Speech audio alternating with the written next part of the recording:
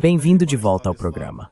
Hoje estamos recebendo Stanislav Krapivnik, um ex-oficial do Exército dos Estados Unidos que agora vive na Rússia, o que imagino lhe dá uma perspectiva única de ver os dois mundos, especialmente do ponto de vista militar.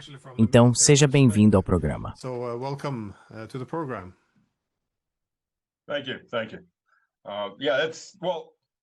Obrigado. Obrigado. Bem, eu não comecei a morar na Rússia agora, eu voltei para casa. Meus pais me levaram para os Estados Unidos em 1979. Meu pai era um dissidente. E depois voltei com minha família. Minha esposa é da República da Geórgia. Antigamente era, acho que sim, era a República Soviética da Geórgia. Voltamos em 2010. Abri um escritório do zero nos Urais, em Ekaterimburgo, para Cameron International.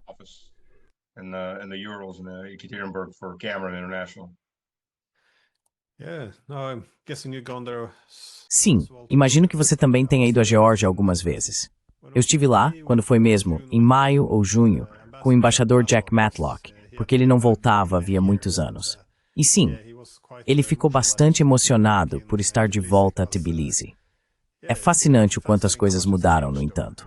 Já faz alguns anos, mas mesmo assim, o que você está dizendo?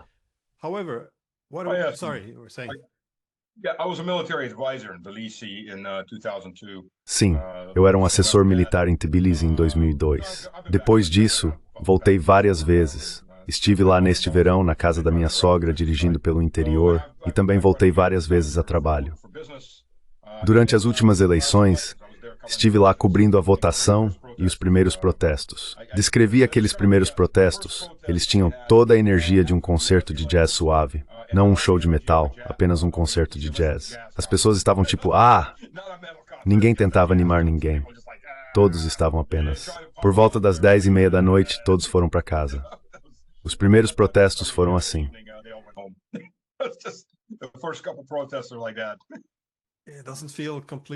Não parece algo completamente espontâneo em frente ao parlamento lá. Nós também passamos por isso em Tbilisi. São bandeiras da Weber e cartazes em inglês, que provavelmente a maioria deles nem consegue ler. Então não tem, eu acho, aquela sensação de algo realmente orgânico.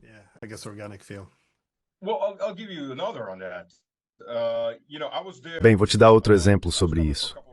Sabe, eu estava lá, estava cobrindo para algumas agências de notícias russas, mas tenho amigos no Partido Sonho Georgiano, na alta cúpula, então eu estava com eles. Pati Abeladze, ele aparece muito no meu blog, o cunhado dele é o prefeito de Tbilisi. Então a polícia nos conhecia e nós apenas ficamos de lado, perto dos policiais, filmando. Porque havia muitos liberais russos e ucranianos naquela multidão que, pelo menos alguns deles, eu sei, me reconheceram, então eu não entrei lá. Comigo estava Shea Bowes. Ele é jornalista da ART, é irlandês. Então, a menos que você assista a ART em inglês, a maioria das pessoas não sabe quem ele é. Então ele entrou lá. E sabe, eu chamo isso de internacional liberal. Você tem o Islã, ou o Jihad internacional, e agora você tem o internacional liberal.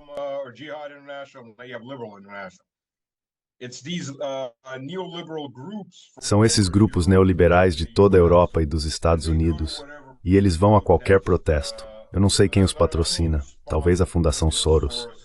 Alguém os patrocina, obviamente. Então Shea se aproximou e havia 3 italianos e um francês segurando um cartaz em inglês. Eles nem sabiam que estava em inglês, nem se deram ao trabalho de ler o próprio cartaz. Ele começa a conversar com eles e eles dizem, um jornalista irlandês, porque estavam esperando alguém da imprensa da União Europeia. Ele continua conversando com eles e eles começam a revelar tudo sobre essa organização. Ele pergunta, então vocês são georgiano-italianos? Não, somos italianos. Mas o que estão fazendo aqui? Essas pessoas têm no mínimo meia idade.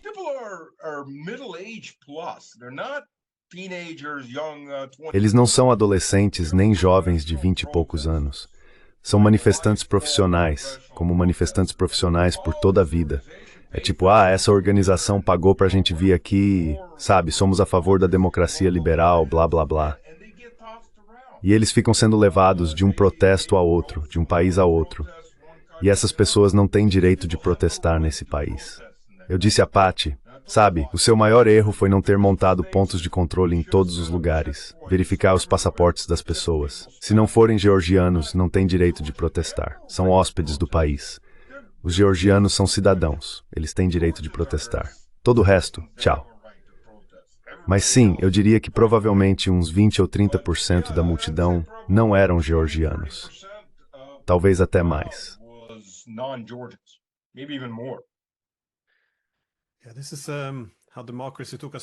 É assim que a democracia tomou um rumo estranho. Todos reconhecem que a sociedade civil precisa ter uma presença forte numa democracia, mas de repente, a sociedade civil passou a ser representada por ONGs internacionais, financiadas por governos estrangeiros, trabalhando com serviços de inteligência.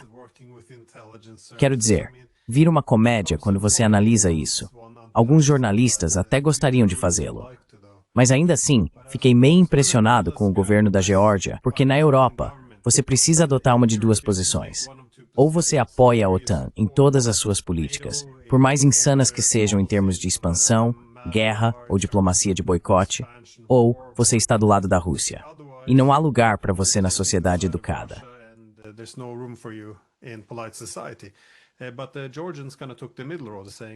Mas os georgianos meio que seguiram um caminho intermediário, dizendo, bem, gostaríamos de entrar na UE, mas não vamos nos tornar uma linha de frente contra os russos. E na Europa, eles não sabem o que fazer em relação a isso, porque os georgianos dizem que isso é do interesse nacional deles. Se formos contra a Rússia, eles vão nos esmagar, então é melhor não. E a única resposta que parece vir é, bem, vocês são putinistas e agora precisamos derrubá-los. Quer dizer, é algo realmente extraordinário. E eles continuam dizendo que querem fazer parte da UE. Então, os jornalistas precisam fazer muita ginástica para tentar encaixar a Geórgia na narrativa em que só se pode ter uma dessas duas posições.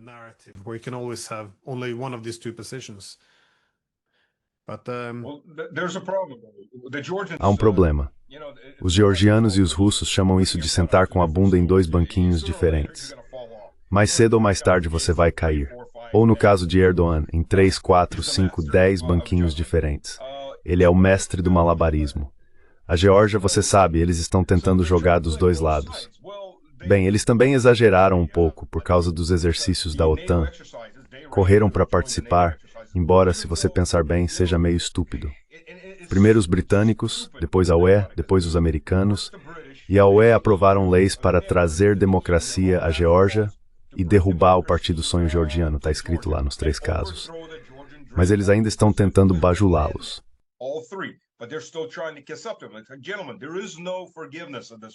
Senhores, neste ponto não há perdão. Eles vão destruí-los, pessoalmente. É uma escolha preto no branco, porque é isso que o Ocidente apresentou. Uma escolha preto no branco. Ou você joga conosco ou joga com eles, mas não haverá nada no meio. Eles se apressaram nesse exercício da OTAN, basicamente um desfile com um veículo blindado de cada país. Os georgianos estavam na frente com sua bandeira. Bem, como você disse, houve um movimento para tentar acalmar as coisas com a Geórgia numa Geórgia e convencer os abecásios a se reunirem à Geórgia como uma confederação, como uma região autônoma, assim como os adjarianos são.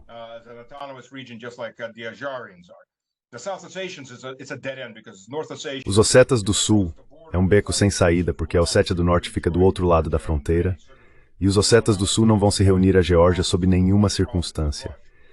Eles querem unificar as duas províncias em uma só dentro da Rússia. Mas os abecásios são uma entidade completamente diferente. Além disso, a Rússia vem apoiando os abecásios, embora não tire muito proveito disso. Eles são um obstáculo nas relações futuras. Então, a iniciativa foi pressionar os abecásios, não todos, obviamente, mas pressionar os abecásios a participarem de negociações. Moscou vem tentando retomar as conversas 3+1, que incluíam Geórgia, Abecásia, Ossétia do Sul e Rússia.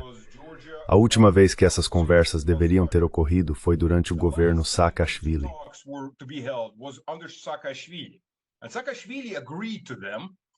E Saakashvili concordou com eles. Então Condoleezza Rice chega voando em sua vassoura e temos a guerra de 2008. Porque a última coisa que os americanos querem é que a paz se estabeleça em algum lugar. Deus me livre que isso aconteça. Você perde sua influência assim que a paz se instala. É preciso um conflito perpétuo. Esse foi o movimento. Mas quando os georgianos foram a essa conferência e exercício da OTAN, Putin assinou um documento, dando uma ordem para determinar oficialmente as fronteiras sudoeste da Rússia, entre Rússia, Geórgia, Abcásia e Ossétia do Sul, o que não havia sido feito antes. Esse foi o movimento que significou que eles estavam de fato reconhecendo oficialmente a Abcásia e a Ossétia do Sul. Então foi um grande passo na direção errada para a Geórgia. E como eu disse, você está tentando jogar dos dois lados. Mas a questão é, se você se alienar de Moscou, o Ocidente vai te devorar vivo.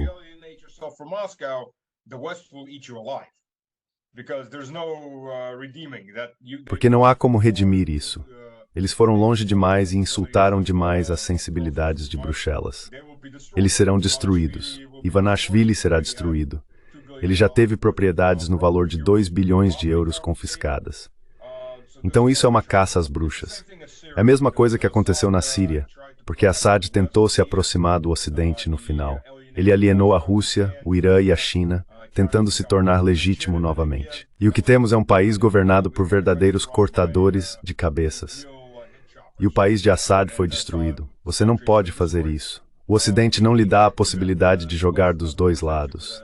É ou o nosso campo de areia ou o deles. E foi isso que vimos na Ucrânia a partir de 2013. É isso. É preto no branco do ponto de vista do Ocidente. Ou você é nosso vassalo ou é o inimigo.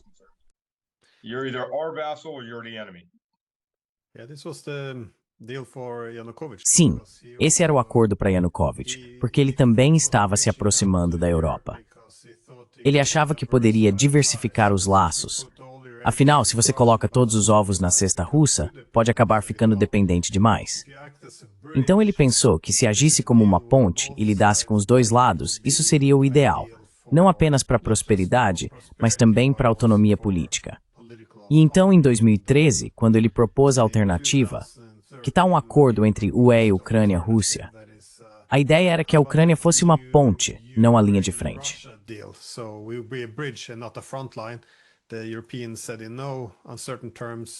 Os europeus disseram, sabe, sob certas condições. Não, isso não vai acontecer. Esse não é o seu papel. E quando ele falhou em fazer a escolha certa, eles a fizeram por ele. Mas isso é uma boa transição para o tema real. Acabamos nos desviando um pouco. Então, o que está acontecendo na Ucrânia atualmente? Porque essa guerra de atrito já dura 3 anos e meio, e estamos começando a ver a perda de homens e equipamentos se traduzir em perda de controle sobre o território.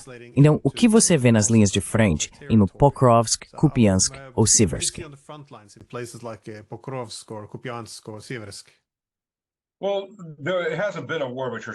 Bem, não houve uma guerra de atrito por 3 anos e meio. A guerra de atrito realmente começou há cerca de 2 anos e meio.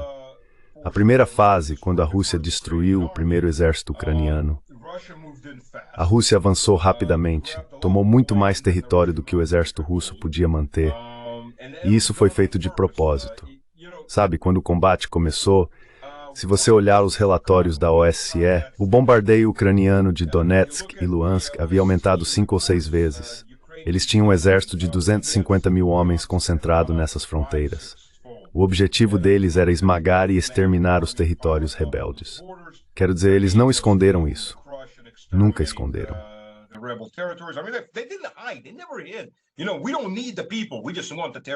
Sabe, nós não precisamos das pessoas, só queremos o território. Eles disseram isso abertamente.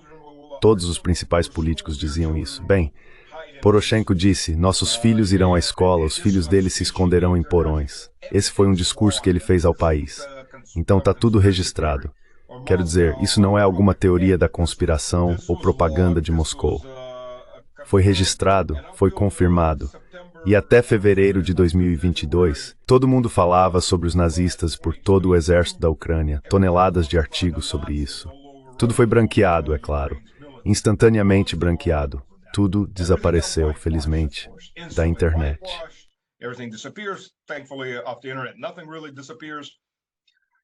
Nada realmente desaparece. Mas quando Moscou entrou em cena, é claro, você sabe, eu vinha dizendo às pessoas desde 2010, e as pessoas deveriam ter ouvido, que essa guerra estava chegando. A Ucrânia havia reunido 250 mil soldados na fronteira. E sem rodeios, Zelensky disse, não vamos cumprir Minsk. Isso é ridículo. Nunca vai acontecer. Na verdade, uma das últimas vezes em que houve uma conferência de Minsk, quando Putin e Zelensky estavam presentes, Zelensky apenas ria enquanto Putin falava. Quero dizer, não havia absolutamente nenhum respeito.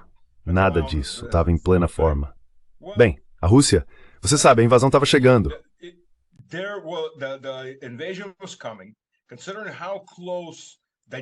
Considerando quão perto Donetsk estava das linhas de frente. Bem, qual parte de Donetsk era a linha de frente? O cálculo era que se eles iniciassem um bombardeio de artilharia total antes da invasão, haveria enormes baixas civis. Além disso, já havia 2 DRGs que haviam sido cercados e destruídos dentro da Rússia, no Oblast de Rostov. DRGs são grupos de desvio e reconhecimento. Quase 200 ucranianos foram mortos dentro da Rússia. As pessoas não falam sobre isso, mas esse foi um fato.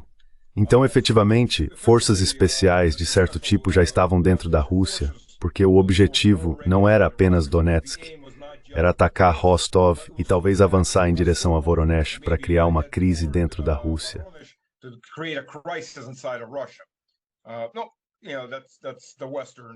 Não. Esse foi o desejo do Ocidente, o desejo da OTAN, de criar essa crise. Então a Rússia atacou primeiro.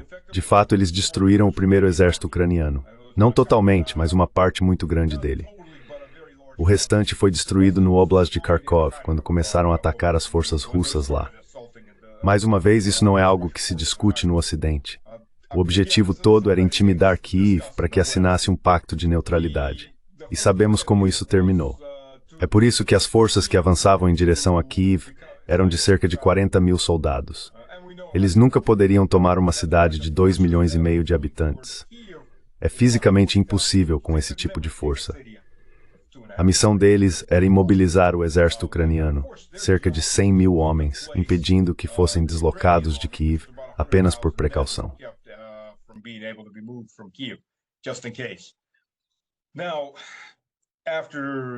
Agora, depois do gesto de boa vontade de sair do Oblast de Kiev e do Oblast de Sumy, e então veio a farsa de Bucha, acabamos com a ofensiva de Kiev em direção a Kharkiv.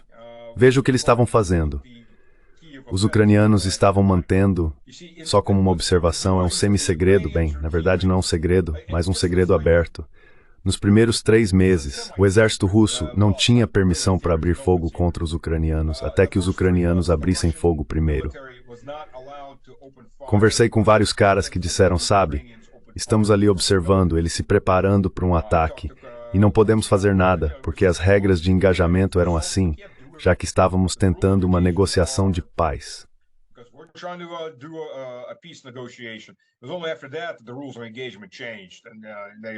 Foi somente depois disso que as regras de engajamento mudaram, e eles passaram a adotar o engajamento de fogo livre.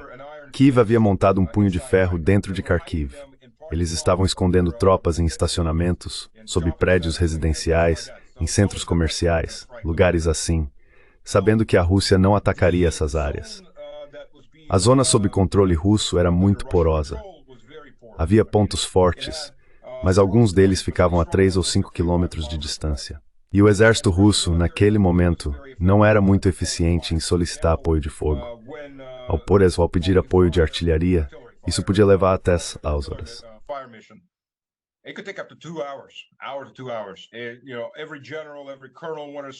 Sabe, todo general, todo coronel queria aprovar isso e assim por diante. É extremamente ineficiente. Uma coisa é quando você está atacando e o inimigo está em uma posição fixa. Você para e espera. É ruim, mas você espera. Ainda assim, é possível fazer. O outro problema é quando você está tentando atingir um inimigo, especialmente um que é móvel, avançando em colunas leves. Eram colunas móveis, usando veículos leves para se deslocar entre esses pontos fortificados e começar a causar estragos internamente. Bem, agora leva cerca de 5 ou 6 minutos para uma missão de fogo, às vezes menos que isso. Tudo foi reorganizado. Na verdade, leva cerca de 10 minutos para um ataque de Iskandar ser lançado, do pedido ao disparo. Tudo está muito reorganizado.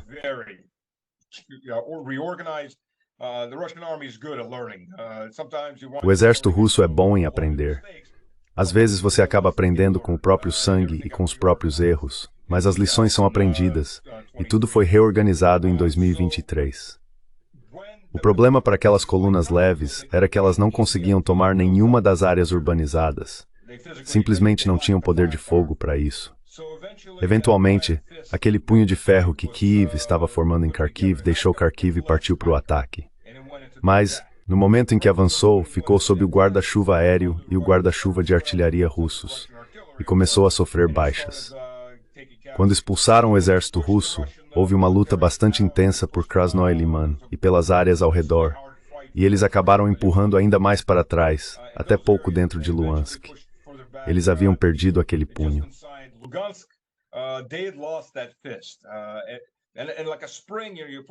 E como uma mola, você está empurrando, empurrando, empurrando de volta. As linhas russas estão ficando mais curtas, as linhas ucranianas estão ficando mais longas, e o lado ucraniano está sendo invadido. De novo, isso é algo sobre o qual eles não falam. Então a contraofensiva, a ofensiva ucraniana em Zaporozhye em 2023, foi o segundo exército ucraniano. Era um exército que já estava sendo treinado em países ocidentais, e foi planejado por generais americanos. O que diz algo sobre os generais americanos modernos.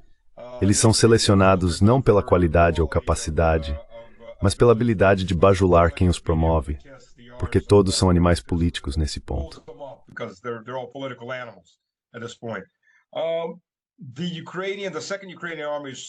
O exército ucraniano, bem, o segundo exército ucraniano, foi nesse momento que a Rússia passou para a defesa ativa. A linha Surovikin foi criada. Eu estive em vários pontos ao longo dessa linha e ela é impressionante. Foi construída para resistir a um ataque total da OTAN, não apenas contra os ucranianos. E ainda pode acabar sendo usada, caso a OTAN realmente queira partir para o confronto. Mas realisticamente não há como a OTAN romper essa linha também, não com o padrão de armamentos que possui atualmente. Agora, os ucranianos, só para entender a escala, conquistaram cerca de 120 km², o que parece muito para quem não entende os detalhes, mas isso equivale apenas a 12 km por 10 km. Não é uma área muito grande.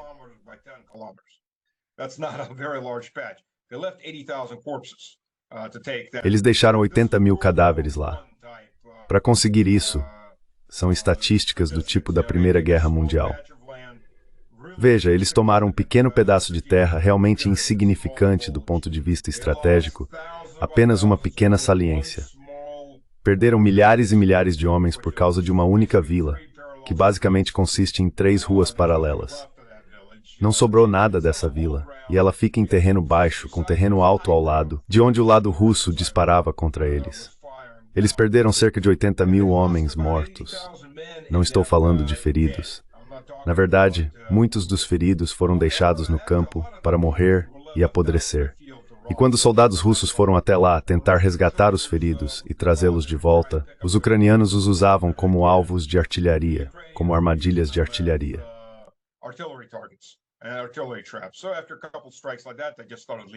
Então, depois de alguns ataques como aquele, eles simplesmente começaram a deixá-los morrer lá fora. Foi aí que a guerra de atrito realmente começou. E sabe, se o inimigo quer quebrar os dentes na sua linha, você deixa que ele faça isso. A Rússia supera os ucranianos em cerca de 7-1 em artilharia, tem superioridade aérea básica e superioridade em foguetes. A única coisa que a Rússia não tinha nem de perto em 2023 eram drones FPV. Os ucranianos tinham uma vantagem nesses drones desde o início. Eles não têm mais, mas tinham naquela época. E talvez não estivessem lançando granadas com eles, mas eram usados para reconhecimento.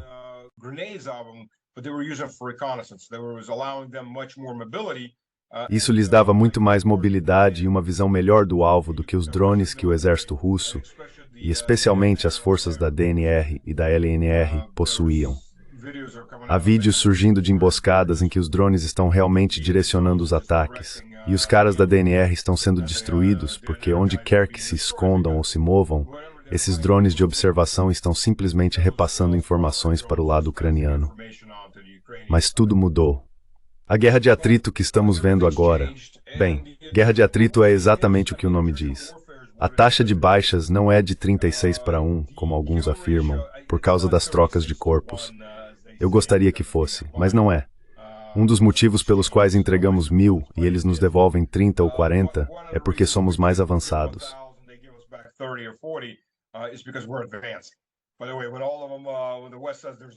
Aliás, quando o Ocidente diz que não há avanço sim. É por isso que se vê em tão poucos corpos russos, porque a Rússia consegue recuperar seus mortos, enquanto os ucranianos não conseguem. A proporção real de baixas está em torno de 7 ou 8 para 1, não a favor dos ucranianos. Eles ainda estão perdendo muito mais, e isso está aumentando, pois a qualidade de seus soldados está caindo. As tropas que estão sendo enviadas agora, a qualidade está despencando muito rapidamente. As unidades de elite, as veteranas experientes, os chamados batalhões especializados, como o Tornado, ou as brigadas Azov, quando o conflito começou, já haviam sido praticamente aniquiladas. Muitas dessas unidades estão com apenas 20 ou 30% de eficiência de combate, o que significa que já não são mais efetivas em combate.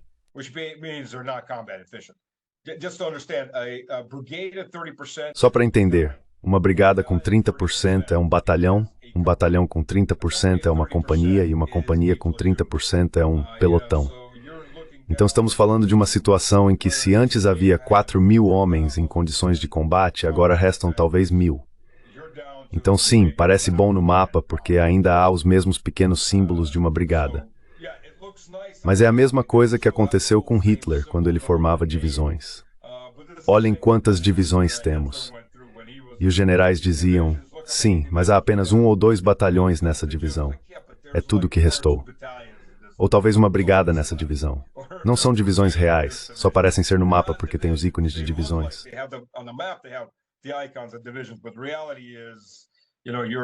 Mas a realidade é que, sabe, eles são um exército em frangalhos neste ponto. E é isso que os ucranianos têm. Só para entender, cerca de 1,8 milhão de mortos, porque eram 1,7 milhão desde o vazamento, e isso foi há uns 4 ou 5 meses. Então estão em torno de 1,8 milhão de mortos. Você tem que considerar, houve até uma matéria americana que acabou passando despercebida. Eles estavam falando sobre próteses e como a situação é grave. Era uma matéria leve sobre próteses para inválidos ucranianos e mencionava as pesadas perdas de 1,2 milhão de mortos. E isso foi cerca de 6 meses antes do vazamento.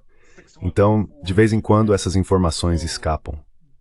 Mas é preciso considerar pelo menos 2 feridos para cada morto, porque muitos dos feridos estão sendo deixados para morrer.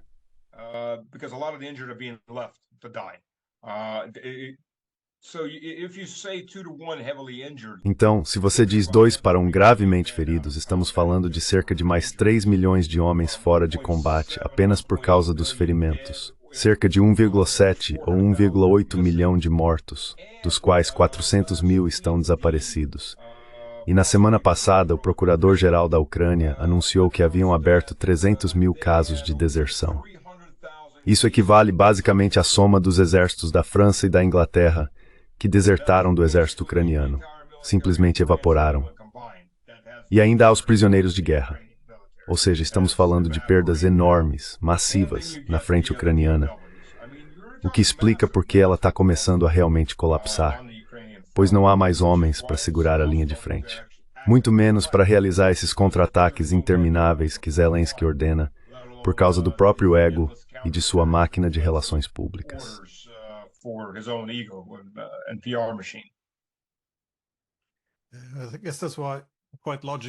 Acho que é por isso que, de forma bastante lógica, perto do fim das guerras, você vê as coisas começarem a desmoronar.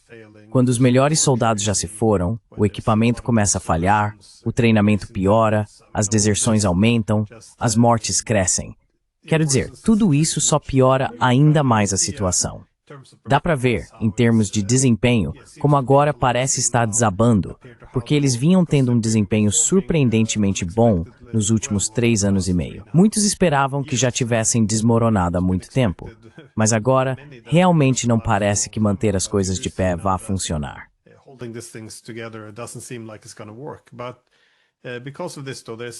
Por causa disso, porém, pelo menos para os europeus, a sensação de que os americanos começaram a se afastar um pouco, tentando entregar a confusão que está por vir aos europeus. Mas os europeus parecem dispostos a assumir a responsabilidade de braços abertos. Há também essa suposição de que eles podem virar o jogo com o Tomahawk, ou que se conseguirem a Wunderwaffe certa, podem vencer essa guerra. Como você vê essa possibilidade, tanto em termos de capacidades quanto de intenções, especialmente no caso dos europeus, mas também considerando o Trump como um fator imprevisível, talvez fazendo algum tipo de intervenção desesperada, indireta ou direta, para salvar a situação.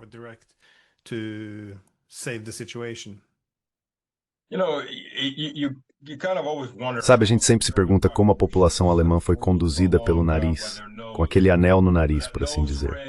Lá em 1944 e no começo de 1945, era a Wunderwaffe.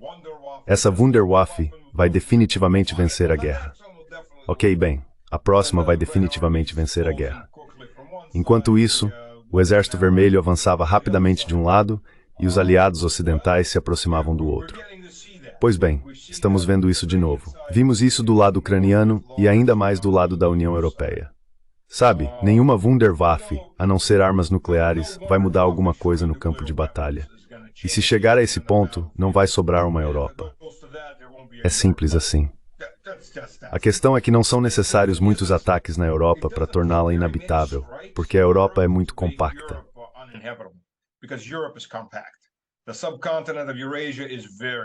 O subcontinente da Eurásia é muito compacto. Agora a Europa russa é enorme.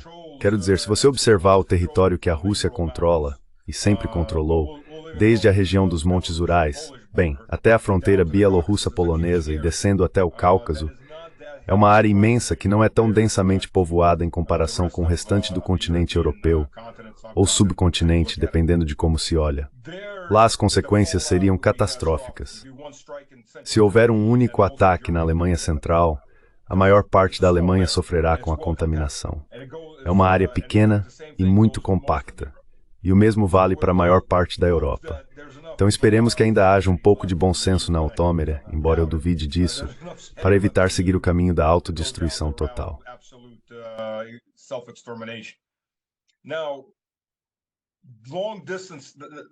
Agora, a longa distância, a questão é, sabe, Glenn, a diferença está no conceito.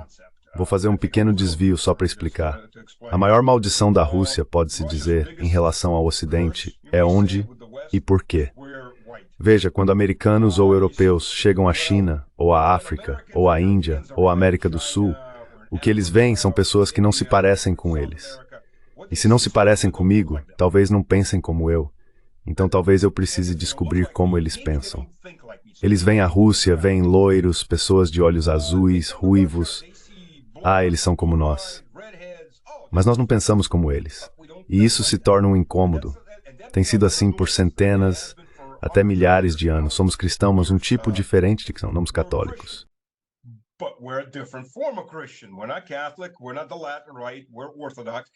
Nós não somos do rito latino, somos ortodoxos. E realmente temos um conceito e uma visão de mundo diferentes. Então, em vez de nos compreender, a abordagem ocidental historicamente tem sido: bem, vamos ensinar vocês a viver corretamente, a serem como nós. Pois bem, aqueles malditos russos teimosos não querem ser como vocês. Eles não querem aprender, eles se recusam. Então, o próximo passo nessa escalada é: bem, vamos conquistá-los pela espada e forçá-los a ser como nós. Mas aqueles malditos russos continuam firmes e continuam vencendo. E veja, a primeira invasão europeia organizada da Rússia foi liderada por Boleslau, o Bravo, príncipe de Cracóvia, e seus aliados do Sacro Império Romano, vários estados alemães.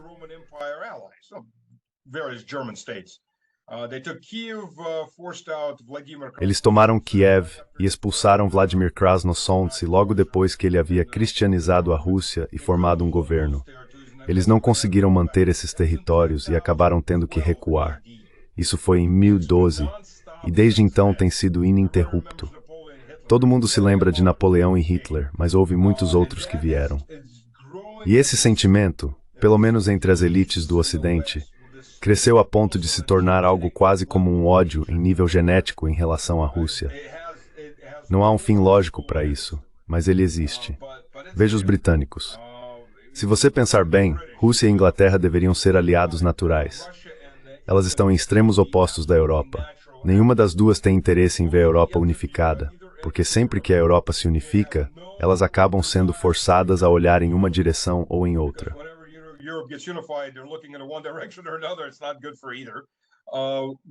Não é bom para nenhum dos dois. A Inglaterra é um império marítimo, a Rússia é um império terrestre. Você pensaria que seriam aliados naturais, mas não. 300 anos de ódio psicopático em relação à Rússia e o grande jogo. A parte curiosa é que, quando os arquivos históricos da época imperial foram abertos, descobriu-se que a Rússia nem sequer estava jogando o grande jogo. Na maior parte do tempo, o governo russo nem sabia que havia um jogo sendo jogado. A Rússia nunca teve qualquer intenção em relação à Índia, nunca teve qualquer intenção em relação ao Afeganistão. Quando a Rússia entrou na Ásia Central, fez isso por causa da escravidão. Pelo mesmo motivo que entrou na Chechênia, porque os chechenos faziam incursões para capturar escravos e vendê-los aos turcos.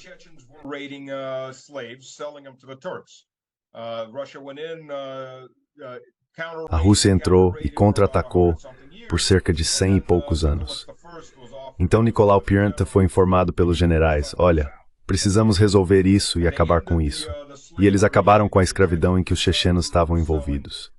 Eles não atacavam apenas os russos, atacavam georgianos e outros territórios muçulmanos, porque essa era a sua principal atividade econômica.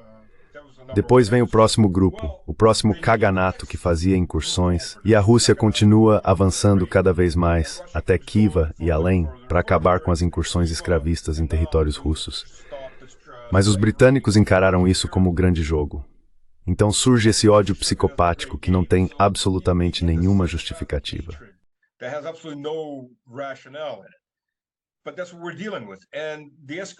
Mas é isso com o que estamos lidando. E o problema da escalada é o seguinte: para os ortodoxos, a guerra é sempre um pecado. Não existe guerra justa. O conceito de guerra justa de Santo Agostinho nunca foi aceito pela Igreja até que ela se dividiu. Então ele foi aceito pelo lado católico, mas nunca pelo lado ortodoxo. Portanto, para nós, a guerra é sempre um pecado. Pode ser um pecado muito pior não ir lutar. Esse é um conceito diferente. Às vezes é preciso lutar porque algo muito mais maligno está acontecendo. Mas a guerra é sempre vista como algo mau, e é por isso que a Rússia sempre esteve do lado que tenta acalmar todos. Você sabe, quando Pedro, o Grande, estava se preparando para armar sua armadilha em Poltava contra Carlos, o que logo deixaria de ser o Grande, ele lhe escrevia cartas.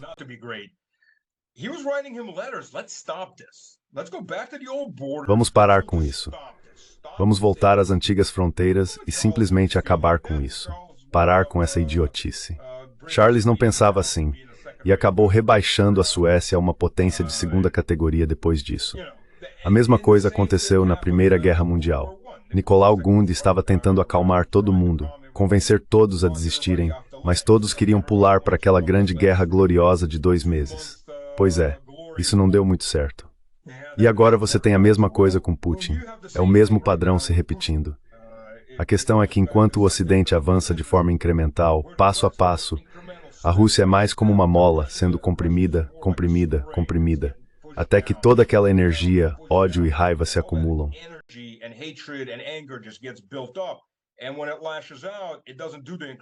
E quando reage, não faz isso de forma gradual, faz uma grande escalada de uma vez. Acredite, nesse ponto, grande parte da população adoraria ver Kiev reduzida a cinzas. Talvez até uma guerra com a OTAN, por causa da raiva que esses ataques provocam. Eles estão tendo exatamente o efeito oposto ao que o Ocidente acha que terão. O Ocidente pensa que isso vai desmoralizar a população russa. Não funciona assim com os russos. Funciona no sentido contrário. Isso só alimenta a raiva. Mais pessoas estão se alistando para lutar. Mesmo aqueles que poderiam ter se alinhado ao Ocidente, as elites liberais, ainda estão lá. Mas os que não fugiram já não veem mais o Ocidente como algo com que se aliar.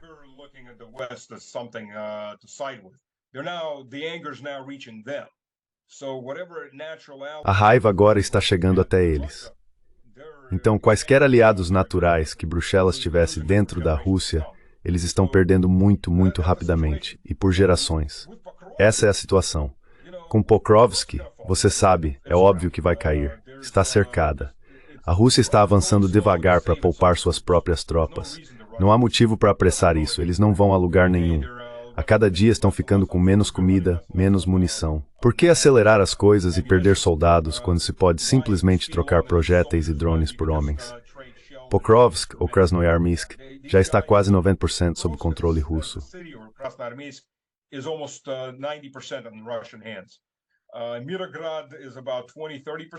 Mirograd está em cerca de 20-30%, mas o avanço é muito lento, simplesmente porque eles não estão com pressa.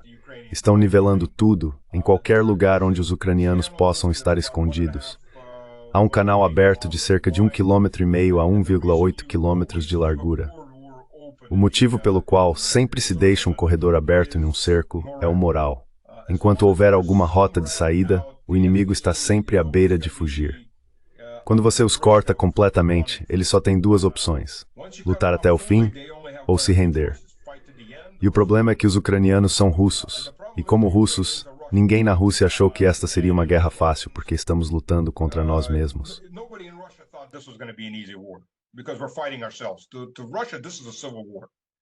Para a Rússia, isso é uma guerra civil. Estamos lutando contra nós mesmos e somos teimosos pra caramba. Não gostamos de nos render. Não gostamos de recuar.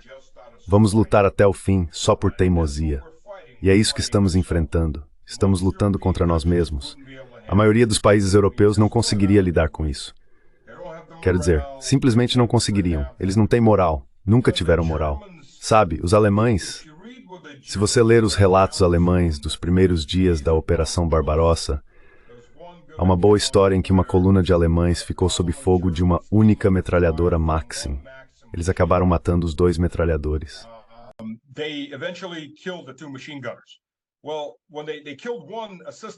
Quando eles mataram o assistente de metralhadora e depois pegaram o segundo, o primeiro, quando morreu, o segundo o cobriu com um casaco cinza e voltou a disparar a metralhadora. O que chocou os alemães foi que o segundo homem não tinha pernas. As pernas dele haviam sido arrancadas antes. Ele estava enfaixado, sentado ali, cobrindo a retirada do restante do Exército Vermelho. Matou vários alemães com aquela metralhadora. Foi uma posição suicida. Não era como uma carga banzai, como os japoneses costumavam fazer. Era, vamos resistir até o fim. Vamos apenas garantir que levemos o máximo possível de inimigos conosco.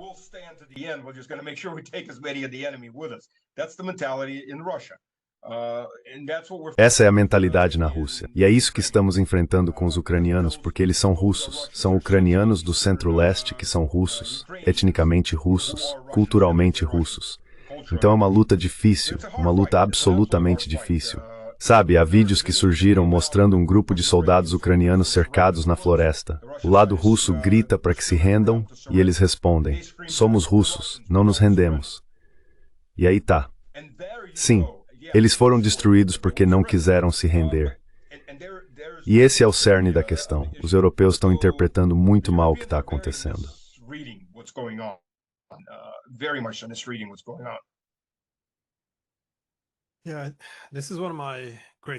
Sim, essa é uma das minhas grandes preocupações, o que você mencionou sobre escalada, porque acho que a OTAN e os russos não se entendem quando se trata de sinalizar como se sobe na escada da escalada. A OTAN é meio que a campeã do incrementalismo, das táticas de fatiar o salame. Vimos isso com a expansão da OTAN. Se há alguma oposição, chamamos de parceria para a paz. Em vez de fazer a expansão da OTAN de forma direta, apenas preparamos os países lentamente para a adesão e então damos o passo. O mesmo aconteceu com a defesa antimísseis. Colocamos apenas 10 mísseis interceptores e, de repente, alguns anos depois, são alguns milhares. E é o mesmo com a Rússia. Isso começou agora na guerra, a guerra por procuração com a Ucrânia. Começou, sabe, talvez com alguns Abrams.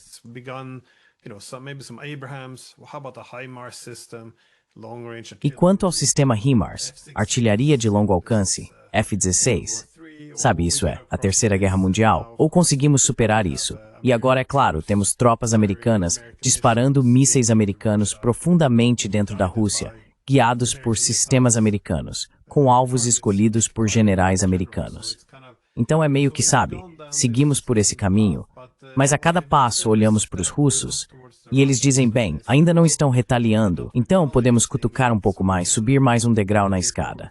Acho que minha grande preocupação é, como você sugeriu, que se os russos não escalarem da mesma forma que nós, ou seja, você usou a palavra mola, e achei interessante porque Putin usou a mesma palavra ontem, em um discurso de 2014.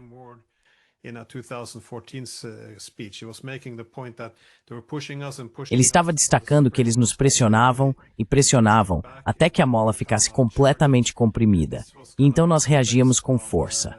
E esse era, de certa forma, o contexto para retomar a Crimeia. Assim, no Ocidente ou nos países da OTAN, olhamos para a Crimeia e todos ficaram chocados, pois parecia ter surgido do nada. Foi uma reação exagerada. Mas, novamente, isso acontece porque damos esses pequenos passos, e se nada acontece, qualquer coisa repentina parece uma reação desproporcional. Mas, mais uma vez, acho que essa é a minha conclusão. A ilusão do controle da escalada. A ideia de que podemos subir e descer essa escada e, de alguma forma, prever as respostas dos russos.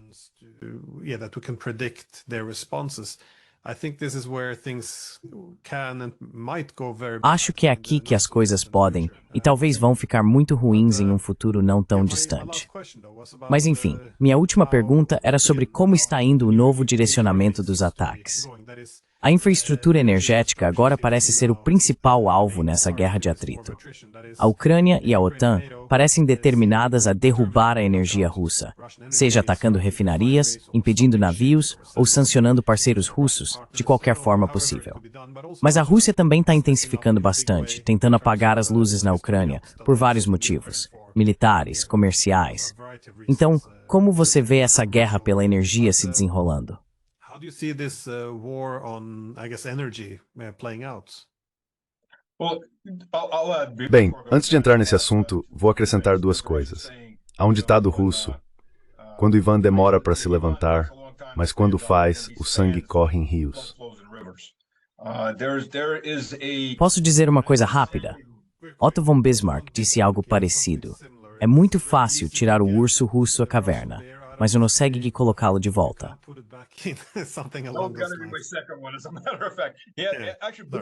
Na verdade, Bismarck tinha outro ditado: o russo demora a montar, mas galopa muito rápido. E isso se conecta à ideia de que a guerra é um pecado. Vocês nos forçaram a lutar, então agora vamos destruí-los, porque nos obrigaram a cometer esse pecado. Essa é uma abordagem cultural. Se temos que fazer isso, vamos fazê-lo da forma mais intensa e sangrenta possível, para que nunca mais queiram nos forçar a essa luta. Essa é a mentalidade russa ao aplicar isso. Falando realisticamente, neste momento, a única coisa que impede o Ocidente de uma escalada massiva é Putin. Porque se o povo tivesse o que quisesse, se os generais tivessem o que quisessem, haveria fogo ardendo de Londres a Varsóvia.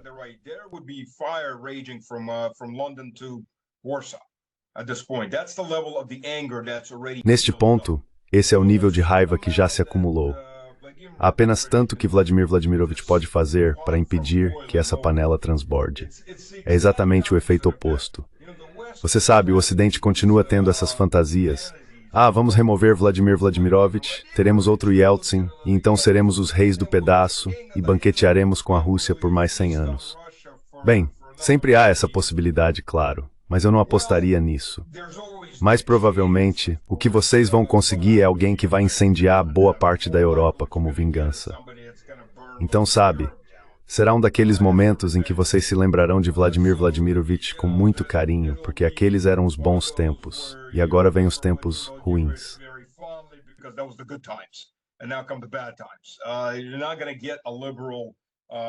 Você não vai ter uma reencarnação liberal da era Yeltsin.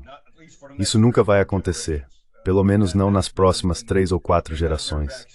Eles já tomaram sua vacina contra isso. A Rússia acabou de se reerguer e a raiva é muito forte neste momento. Então, sobre a infraestrutura de energia, bem, tenho más notícias para as pessoas. Notícias horríveis. Não há filas por gás ou gasolina, combustível, chame como quiser. Não há filas para isso. Sabe, eu tenho um canal e perguntei aos meus inscritos, tenho cerca de 11 mil pessoas no meu canal do Telegram em russo, e perguntei quem viu filas, Quem viu postos de gasolina fechados?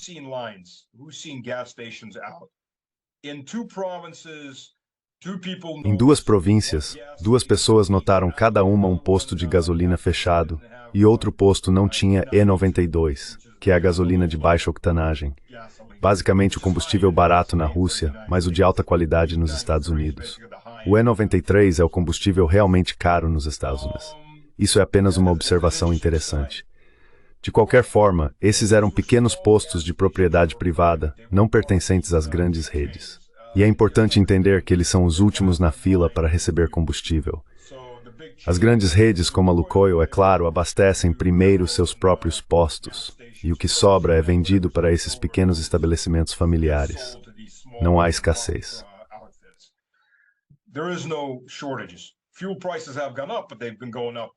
Os preços dos combustíveis subiram, mas eles já vinham subindo de forma constante nos últimos 6 ou 7 anos. Infelizmente, é assim mesmo. A inflação está em todo o mundo, moedas fiduciárias e tudo mais. Mas não há grandes escassezes. Sabe, se você já passou por uma refinaria, ou esteve em uma, eu trabalhei cerca de 15 anos em serviços de petróleo e gás como diretor de cadeia de suprimentos, então estou bem familiarizado com a infraestrutura e com o funcionamento de tudo isso. Bem, o processo de craqueamento foi inventado por Shukov, um engenheiro russo da época da Rússia Imperial. O processo de craqueamento moderno, você sabe, as refinarias modernas são enormes, 10, 15 quilômetros de extensão.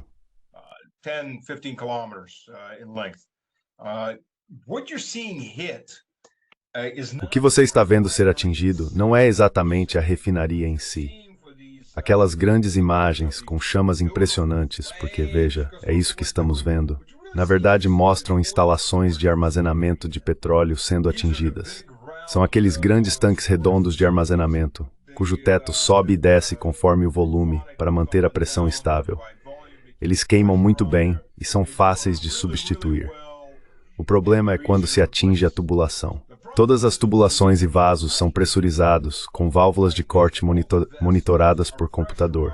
Então, se um deles for atingido, sim, pode haver um pequeno incêndio até que os computadores desliguem, fechem as válvulas de ambos os lados, e depois disso, não há mais combustível passando.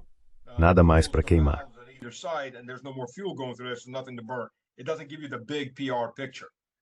Isso não dá a você a grande imagem de relações públicas. E esses são relativamente pequenos. Alguns dos vasos podem, na verdade, ser um pouco difíceis de substituir, porque são enormes. Eu estava em um projeto de construção, um projeto EPC, onde eu era diretor de cadeia de suprimentos de uma empresa italiana.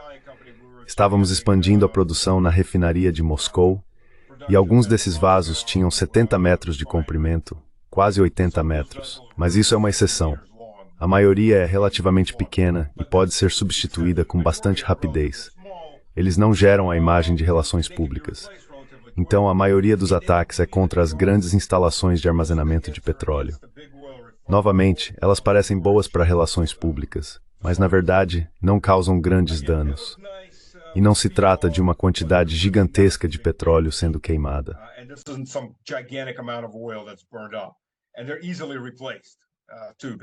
E elas também são facilmente substituídas, porque isso não é uma infraestrutura muito avançada tecnologicamente.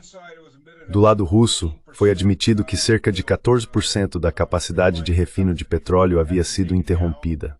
Ela cai, volta a subir, cai, volta a subir, porque passa por readequações e é recolocada em operação. Parte da instalação de refino que está parada agora se deve à mudança para os combustíveis de inverno. Isso acontece 2 vezes por ano. Combustíveis de inverno e de verão. E está sendo alegado como, olhem o que fizemos, derrubamos a capacidade de refino deles, o que é uma mentira. Está parada porque está sendo adaptada para as versões de inverno do diesel e da gasolina, ou petróleo. Como eu disse, isso acontece 2 vezes por ano. Acontece em qualquer país do hemisfério norte. O que estão ignorando é que a Rússia é exportadora líquida, não apenas de petróleo, não apenas de gás.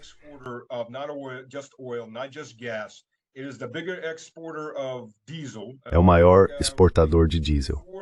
Acho que antes do conflito começar, a Rússia era responsável por cerca de 70% das exportações mundiais de diesel. também é uma grande exportadora de gasolina. A Rússia abastecia a Europa. E não era só combustível, estamos falando de aço, produtos de aço, titânio, produtos de alumínio, peças automotivas montadas na Alemanha, papel bruto, fertilizantes, alimentos, trigo, arroz, peixe, carne suína e assim por diante. A Rússia era fornecedora de commodities básicas para a maior parte da Europa. Então não se tratava apenas de cortar o fornecimento de energia. A Europa realmente se isolou de tudo. A Alemanha chegou a ter problemas com papel, porque a Rússia vendia os grandes rolos de papel bruto e depois comprava da Alemanha o papelão, o papel para impressora e todo o resto.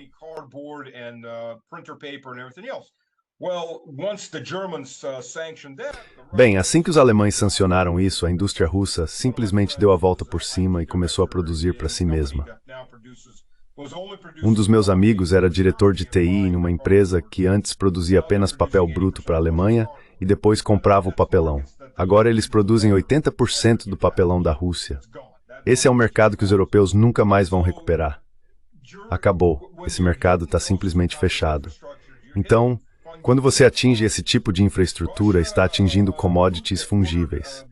Em agosto, Putin ordenou a suspensão de todas as exportações de combustível da Rússia, gasolina e diesel, o que reduz os volumes globais de commodities. Bem, quem é o maior importador de combustível do mundo? Estou falando de gasolina e diesel. É a Europa. E isso é um golpe contra ela mesma.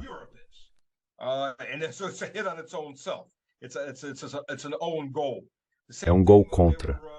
A mesma coisa aconteceu quando muitos comentaristas europeus estavam comemorando o fato de que a Rússia teve secas no sul.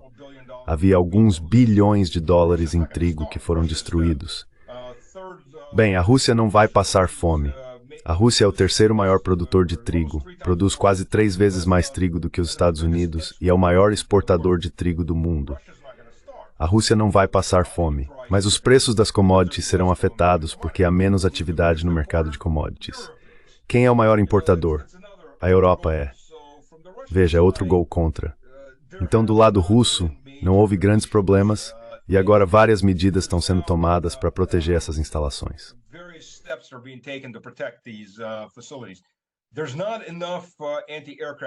Não há sistemas antiaéreos suficientes para cobrir todos os lugares.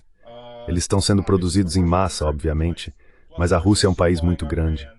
Além disso, a Rússia está fornecendo armamentos para o Irã.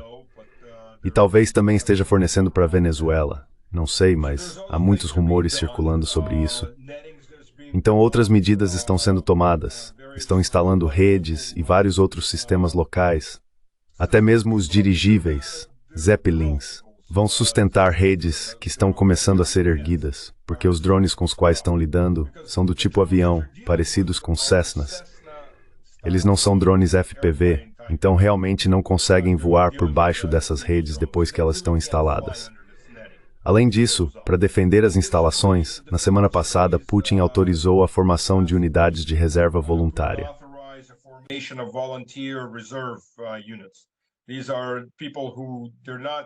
Essas são pessoas que não podem ir para a linha de frente por um motivo ou outro, mas que podem se voluntariar e trabalhar na defesa doméstica por cerca de 1 mês por ano, apenas em grupos de revezamento. Assim, elas defendem ou patrulham os perímetros de locais de infraestrutura-chave, no caso de grupos de distração. Portanto, estão sendo tomadas algumas medidas. Agora, do lado russo, ao destruir a infraestrutura energética na Ucrânia, há várias razões para isso. Primeiro, obviamente, está se dificultando a logística. Segundo, está se dificultando, bem, não há mais grandes fábricas na Ucrânia, o funcionamento das oficinas de reparo. Terceiro, e o principal motivo, é que estão se livrando das pessoas. Estão se livrando da população civil.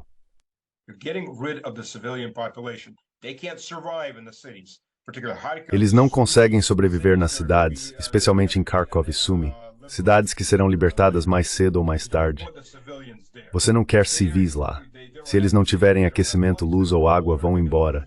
Eles vão se autoexilar dessas cidades. Assim, o campo de batalha se torna muito menos complicado. As tropas inimigas podem ainda estar lá, mas não terão um escudo humano atrás do qual se esconder. Aliás, muitas das explosões que você vê diariamente nas cidades ucranianas, em prédios civis, Acontecem porque eles estão usando esses civis como escudos humanos e posicionando seus sistemas antiaéreos entre os edifícios. Então, quando os mísseis sobem e interceptam algo acima da cidade, obviamente caem de volta.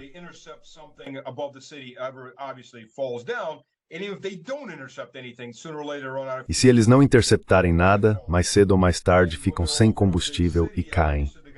E quando estão sobre uma grande cidade, obviamente vão cair em cima de alguma coisa. A gravidade, você sabe, ainda está em vigor. Se você olhar para Moscou, há sistemas Pantsir dentro da cidade, que são pequenos foguetes e, em sua maioria, canhões automáticos. Mas do lado de fora da cidade, há anéis de sistemas S-300, S-400 e S-500, para que nada caia sobre a cidade. As pessoas não são usadas como escudos humanos. Os ucranianos estão usando seus próprios civis como escudos humanos. Tipo, ok, eles não vão atacar se estivermos bem ao lado de um jardim de infância.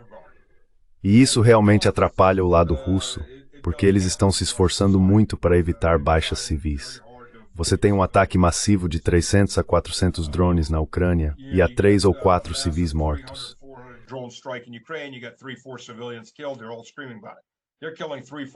Eles estão todos gritando sobre isso. Estão matando 3, 4, 5 civis do lado russo todos os dias. Você vai para os arredores de Moscou, aqui e ali dá para ver prédios destruídos, áreas queimadas onde drones ucranianos atacaram. E são todos prédios residenciais. Eles não conseguem atingir o governo ou a infraestrutura essencial, então atacam áreas residenciais para matar civis. Sabe, eu estive em Gorlovka. Já percorri aquelas áreas de ponta a ponta. Eu estava gravando uma reportagem para a RT em Gorlovka.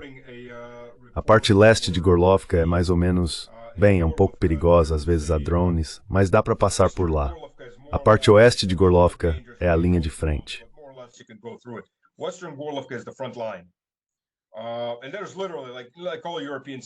E é literalmente assim, como em todas as cidades europeias, sabe?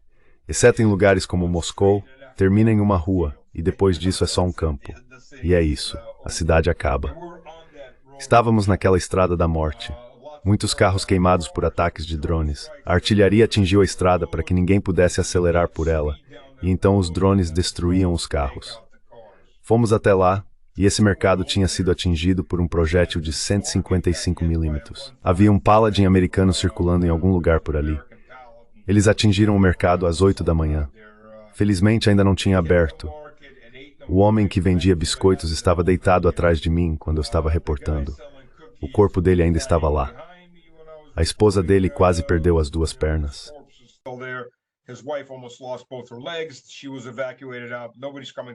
Ela foi evacuada. Ninguém está vindo buscar o corpo porque ainda há um duelo de artilharia e drones pairando por perto. Fomos estúpidos. Engraçado, saímos até lá e eu estava fazendo um relatório com minha própria câmera. Estacionamos nossos carros dentro de alguns quintais. Havia prédios de 10, 12 andares, e ao caminhar e olhar ao redor, havia apartamentos queimados aqui e ali. Aqueles são drones, os drones FPV que os ucranianos estão lançando. Eles estão voando pelas janelas das pessoas para matar civis. Quero dizer, eles sabem o que estão atingindo. Eles os observam enquanto voam, apenas escolher o alvo que possam, aleatoriamente.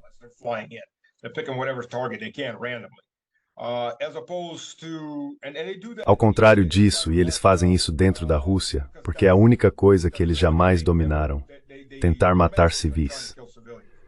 Do lado russo, todos os alvos são militares. Muitas vezes, quando civis são atingidos, é apenas porque estavam no lugar errado, na hora errada. Acontece, literalmente, dano colateral, eles não são os alvos. Mas uma vez que você remove os serviços essenciais, os civis vão embora. E é isso que a Ucrânia não quer. Ela quer os civis em Kharkov, quer os civis em Sumy, porque quando a guerra chega a essas áreas e as operações começam a atingi-las, ela quer civis no caminho. É uma boa estratégia de relações públicas e desacelera as forças russas. A Rússia está fazendo o oposto, retirando os civis dessas áreas, fazendo com que partam em massa.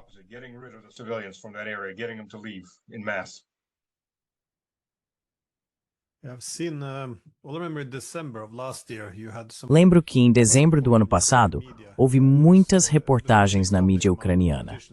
Foi um grande tema entre os políticos, mas também apareceu no Kyiv Post e em outros veículos, dizendo que entre 100 e 200 mil pessoas haviam retornado às regiões sob controle russo.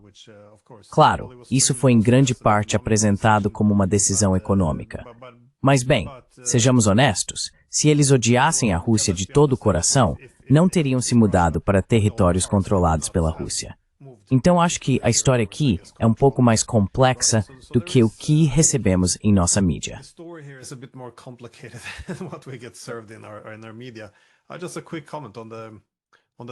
Só um comentário rápido sobre as sanções, porque veja, como europeu, tem sido doloroso para mim assistir a esse tipo de autossabotagem.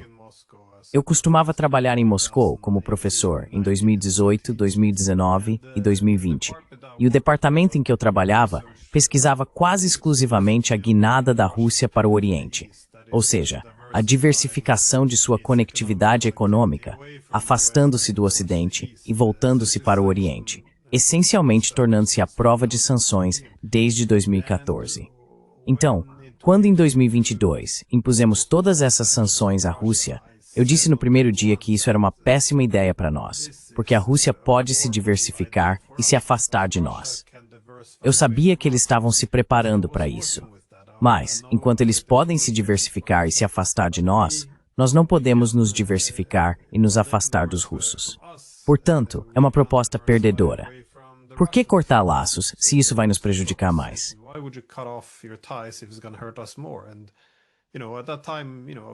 E sabe, naquela época me disseram, bem, você está dizendo isso porque é um putinista. Você está minando a confiança nas sanções, e é só isso. E agora, claro, 3 anos e meio depois, as economias europeias estão indo pelo ralo. Mesmo agora, estamos vendo russos e chineses concordarem com esse projeto Força da Sibéria 2. Toda essa energia do Ártico, que deveria abastecer nossa indústria, está indo para a Ásia. E isso quase é celebrado como, olha, nos libertamos. Sabe, afastar-se de todos esses mercados é bastante doloroso. É um terrível ato de autossabotagem. Todo o conceito é como incendiar a própria casa, esperando que o fogo se espalhe para a casa russa também. Isso não é um bom presságio para o nosso continente comum, já que todos aqui somos europeus.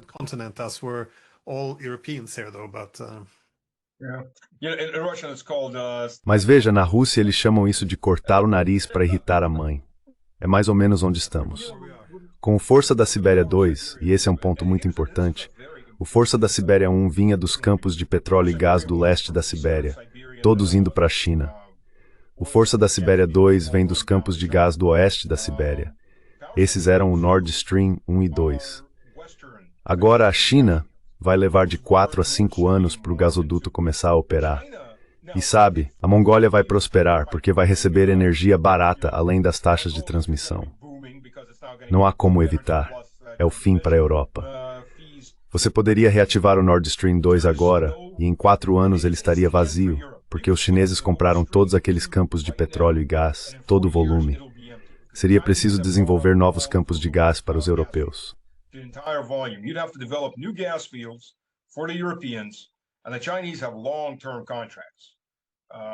E os chineses têm contratos de longo prazo.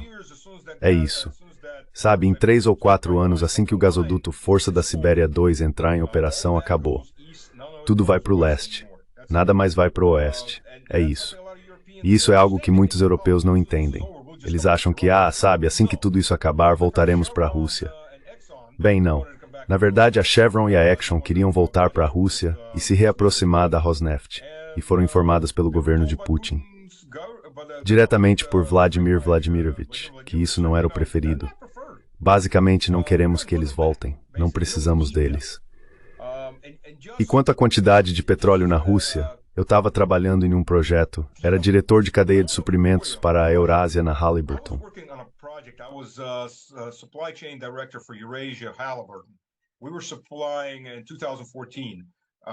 Nós estávamos fornecendo em 2014. Estávamos oferecendo a infraestrutura para uma perfuração conjunta da Rosneft Exxon ao norte de Arkhangelsk, em um ponto no mar acima dessa região. Em russo, chamam algo como local de nascimento. Não consigo lembrar a palavra em inglês, mas vamos chamar de campo de petróleo. Eles estavam perfurando um poço exploratório, e Obama disse, saiam. Mas a Exxon o convenceu a deixá-los perfurar apenas um poço exploratório. Para quem não sabe o que é um poço exploratório, os geólogos tentam determinar em teoria onde pode haver petróleo, onde ele subiu debaixo da crosta, onde se acumulou por causa das formações geológicas.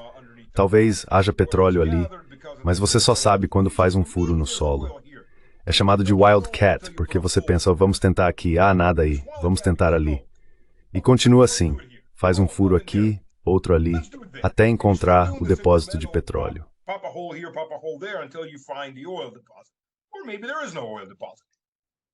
Ou talvez não haja nenhum depósito de petróleo. Então eles perfuraram cerca de 2.000 metros abaixo do subsolo. Você tem o nível da água e depois o subsolo. Só é possível perfurar durante os meses de verão, porque é quando o gelo se rompe. Há gelo constante ali. A Exxon e a Rosneft não tinham as tecnologias marítimas, então a Rosneft as trouxe. Eles perfuraram 2.000 metros, o que não é nada para um poço moderno. Petróleo leve e doce. Nesse único grande filão, calcularam que havia cerca de 100 bilhões de dólares em petróleo. E havia várias áreas como essa nos mares ao norte de Arkhangelsk.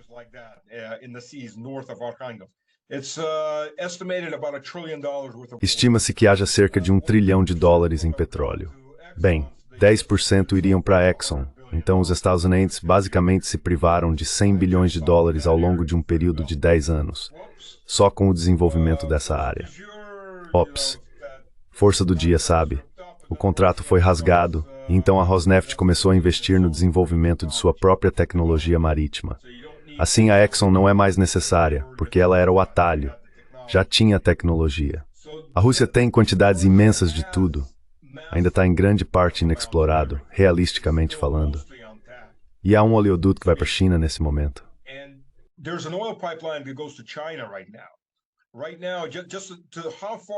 Neste momento, basta observar o quanto Trump ajudou a promover a paz mundial, embora não intencionalmente, é claro.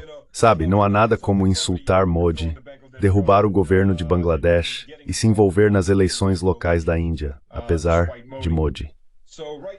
Então agora existe o oleoduto russo-chinês indo para o norte da China, e estão sendo assinados acordos para estender esse oleoduto até a Índia, passando por Bangladesh, aliás, com o novo governo de lá, porque eles ainda precisam de energia.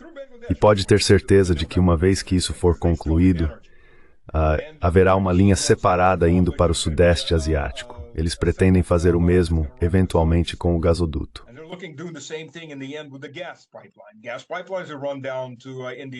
Gasodutos também estão sendo construídos até a Índia. Então está sendo criada uma infraestrutura para a qual os Estados Unidos não têm absolutamente nenhuma resposta, porque não é baseada no mar. Agora é toda terrestre. Está fora do controle dos Estados Unidos. O máximo que os Estados Unidos podem fazer é tentar derrubar governos ao longo do trajeto. Mas não há muitos deles. Eles não vão derrubar os indianos, não vão derrubar os chineses, e se tentarem derrubar os bengaleses novamente, ninguém vai deixar que isso aconteça depois que houver um gasoduto. A Rússia assinou um contrato com o Afeganistão, com o Talibã, para transportar GNL, agora por caminhão, em 2 rotas diferentes. Hoje é por caminhão, amanhã será por gasoduto. Portanto, a Rússia voltou-se completamente para o Oriente.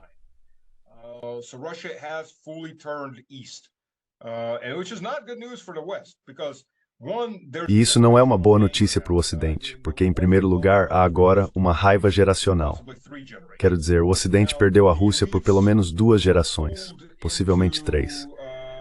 As elites foram afastadas pelas sanções, esperneando e gritando, afastadas da Europa, porque as elites queriam fazer parte da Europa.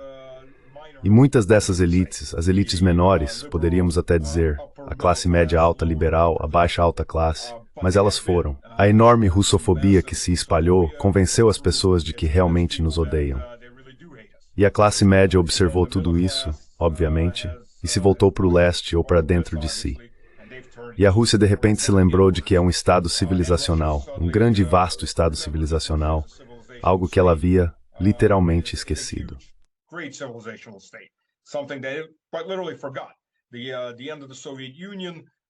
O fim da União Soviética, o colapso, os anos 90, os anos 2000, as pessoas, sabe, alguns até começaram a se odiar. Muitos não tinham respeito por si mesmos, nem pelo país. E tudo isso começou a mudar no final dos anos 2000.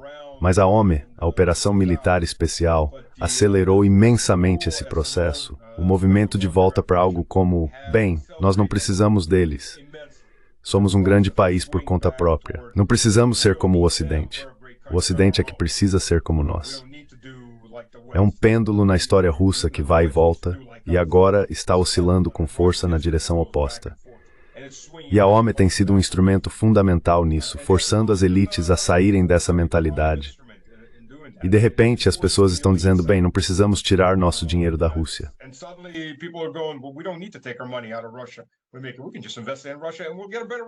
Podemos simplesmente investir na Rússia e obter um retorno melhor.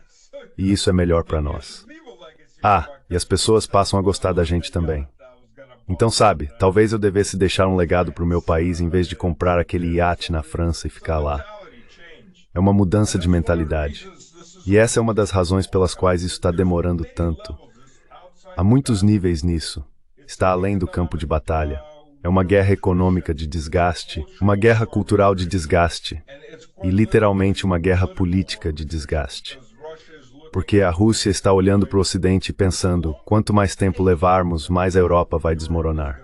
Todos esses problemas na Europa, nos países europeus, não em todos, obviamente, mas na maioria dos grandes, estão vindo à tona.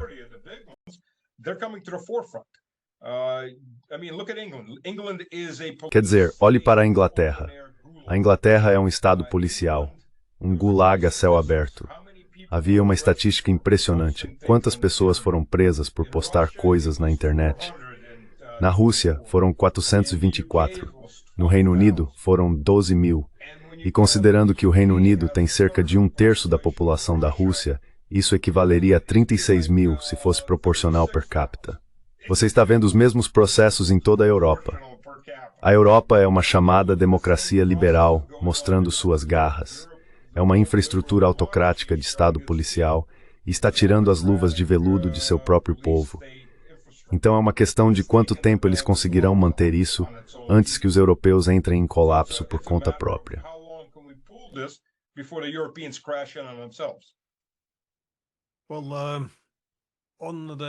Bem, você mencionou o movimento pendular.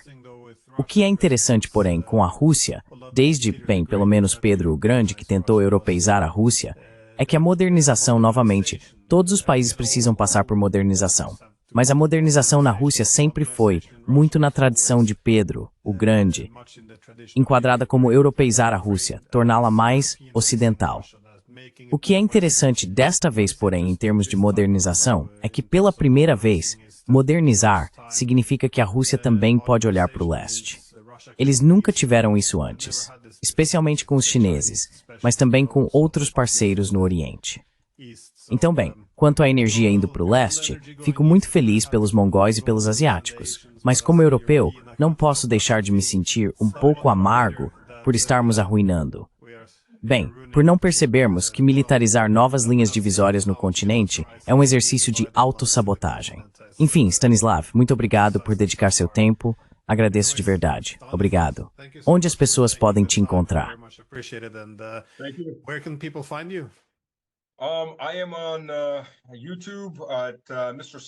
Estou no YouTube como Mr. Slavic Man, Slavic com K, não com C.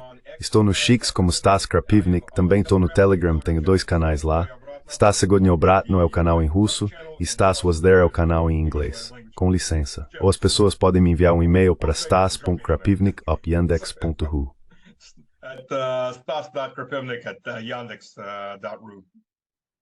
Excelente. Bem, obrigado mais uma vez. Obrigado.